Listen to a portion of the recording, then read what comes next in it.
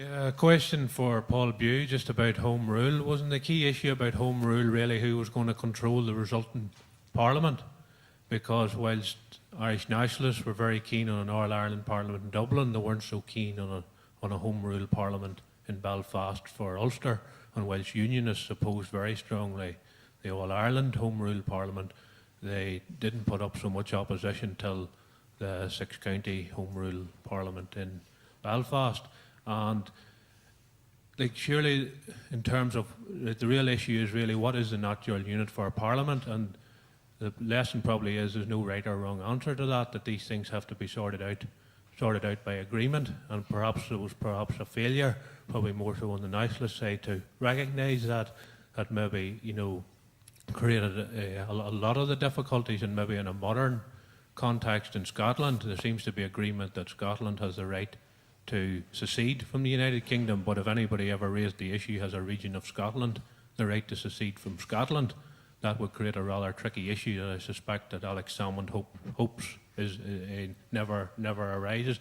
And just very briefly on the Liberal Party, how much were they playing politics with the whole Home Rule situation to maintain themselves in power? Because they seemed to be very interested in Home Rule when the Irish Party held the balance of power, but after the 1906 general election landslide, when they certainly could have put a Home Rule bill through the House of Commons without much problems, there was no sign of Home Rule. I think the last point is a very important point, and I'll take it first, and it does fit logically with the initial point that you made. There's a key problem here, which is this, that the Liberals only really start to push Home Rule because by 1910 their maintenance in power depends on the support of the Irish Nationalist Party and John Redmond's votes at Westminster. And in 1906, when they had a large overall majority of their own, they really didn't want to engage with the issue. Now, the point basically is that the position of the Liberal leadership from February 1912 is in effect that they know that they're unlikely to end up with a 32-county Home Rule Parliament. But they're assuming that as the scale of Unionist opposition amounts, that this will dawn on Redmond and the Nationalist Party, and that they will compromise 26-6 or whatever, but they will compromise around some form of partitionist settlement. And that is quite clearly the case that most members of the Cabinet they're not morally committed to a 32-county settlement. They are pursuing it because that is the price in February, of May, of March, or April of 1912 to continue to have Redmond's support. And what the Liberals are in effect doing is allowing Ireland to become more and more inflamed, because they think this is the necessary process by which it will eventually dawn on Redmond. And of course, something in a sense like this does in effect happen, that he's going to have to compromise. It's not because there is a serious conviction, either morally or politically in the government, that 32-county Home Rule is right. I mean, they'll make an argument for it, but they're nearly not caught up on it. And in the case of Churchill and Lloyd George, they won't really even make much of an argument for it. Asquith will make some kind of an argument for it. But it's because it's the means of staying in power. And the assumption is that the compromise will emerge. And the trouble is that is inviting Ireland to do what actually happens in Ireland, that things become hotter and hotter between 1912, 1913, 1914.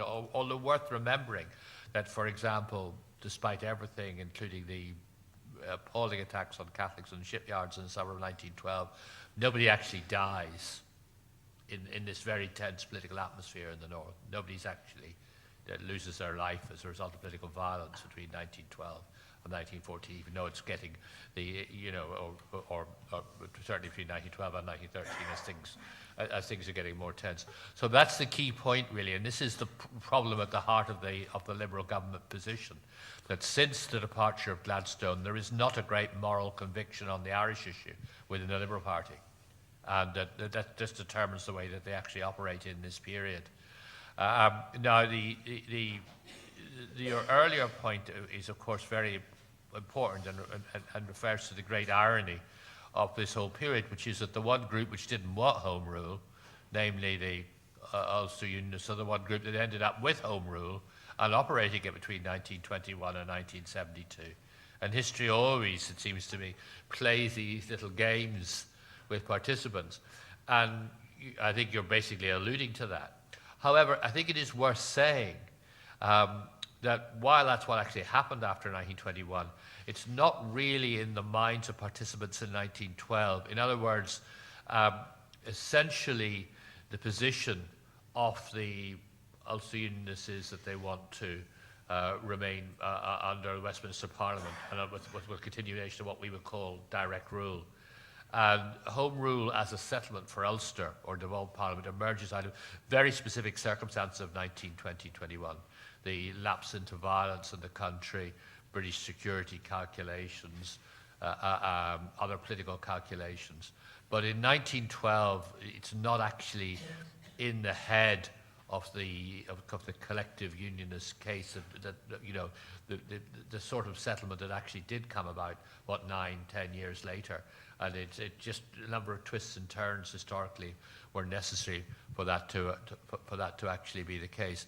But if we can make one further gloss on this, of course, that what you're seeing in this period is a move from the Union as a conception of 1801, and the original conception is that you can create one people, Irish and British, Catholic and Protestant. That's the strategy, maybe flawed, but that's the hope behind the concept of the Union, is to create one imagined community across two islands.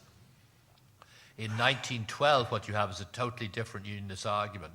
And the argument is there isn't one imagined community across two islands, there isn't even one imagined community in one island, and that there is no case to be made for national self-determination, which cannot also be a case made for some form of unionist self-determination. That is a totally different argument and a much reduced argument from the classical argument for the Union in 1801. Of course, one of the ironies is that, of course, nationalist rhetoric talked about a Home Rule Parliament in College Green in Dublin, the old Irish Parliament, and the only Home Rule Parliament that came into effect actually met in College Green in Belfast, the Presbyterian College, from 1921 to 32, one of the ironies.